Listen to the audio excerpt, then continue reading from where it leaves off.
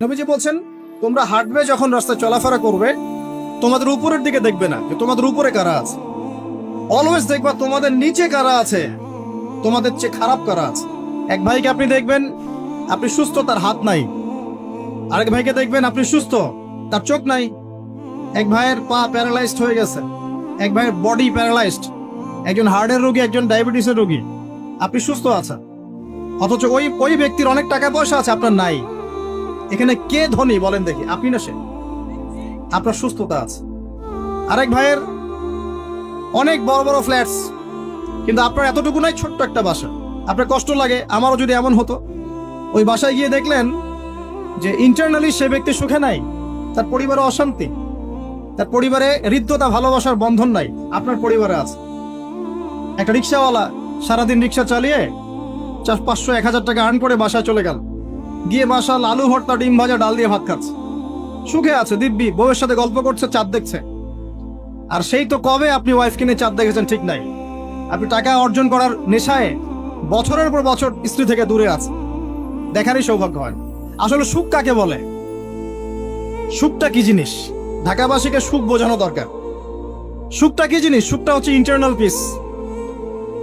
যখন আপনি বা আমি নিজেকেও বলছি, যখন আমরা আল্লাহকে পাবো, আল্লাহ পাকের ইবাদতের মধ্য দিয়ে, রাসূলের সুন্নতের মধ্য দিয়ে পারবো, যা আছে এতে শুকরিয়া আদায় করব। আপনার চেয়ে সুখী মানুষ দুনিয়াতে কেউ নাই দুনিয়া। কিন্তু বস্তুবাদিতা আপনাকে এই আকীদা আদর্শ থেকে সম্পূর্ণ ডিমোটিভেট করে দিবে। আপনাকে খালি চাই আরো চাই। ওই যে দু হাতে যা পাও হাত পেতে নাও, বাকির খাতা শূন্য থাকার। আমাদের দর্শন দু হাতে যা পাও হাত পেতে নাও না, বরং দুনিয়াতে যতটুকু পাও এতটুকুতে সন্তুষ্ট থাকো, বাকির খাতা শূন্য থাক না, বাকির খাতা পূর্ণ হোক। মানে পরকালটা বাকির খাতা না, পরকালের বাকির খাতাটা পূর্ণ হোক। প্রয়োজনে দুনিয়ার সব চলে যায় যাক, প্রয়োজনে দুনিয়ার সব যদি চলেও যায় যাক, তারপরে বাকির খাতা কি হোক?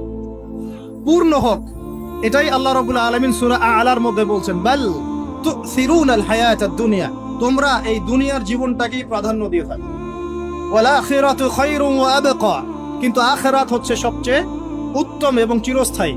তো প্রিয় ভাই এবং বোনেরা যারা আলোচনা শুনছেন, আজকে আমাদের প্রথম সবক হওয়া উচিত দুনিয়ার নেশায় আমরা না পড়ি। আল্লাহ পাক আমাদেরকে তৌফিক দান। এর মানে এই না আমরা দুনিয়ার প্রোগ্রেসে যাব না, অবশ্যই যাব, আমরা অবশ্যই যাব। পুরো নেশন জাতিগতভাবেই আমাদেরকে এই ওয়ার্ল্ডের সমকক্ষ তো হতে হবে, হবে কি না? আমরা কি ওয়ার্ল্ডের সমকক্ষ হতে পেরেছে? আপনাদের কি মনে হয় যে মিলস, ইন্ডাস্ট্রিজ, ফ্যাক্টরিজ, সেতু, ফ্লাইওভার এইগুলো করলেই মনে হয় যে ওয়ার্ল্ডের সমকক্ষ হওয়া যায়? প্রত্যেক জনগণ ভিতর থেকে সুখী কিনা, তাদের অন্ন, বস্ত্র, চিকিৎসা, শিক্ষা, বাসস্থান, এই যে মৌলিক চাহিদা, বেকারত্ব ঘোচানো, 3 বেলা খেয়ে পরে বাঁচা, জীবনের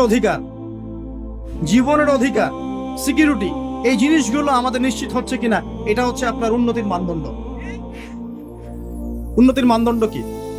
আমরা এখন যেখানে আছি না, 1776 সালে অ্যাডাম স্মিথ তার চেয়ে আগের জায়গায় ছিল।